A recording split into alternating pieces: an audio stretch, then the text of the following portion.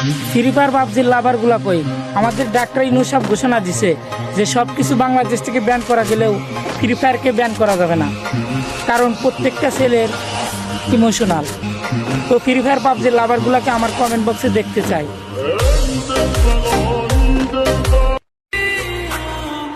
এই গেম দিয়া সবার ভিডিও ভাইরাল হলো, আমার ভিডিওই খালি বাদ পড়া গেল।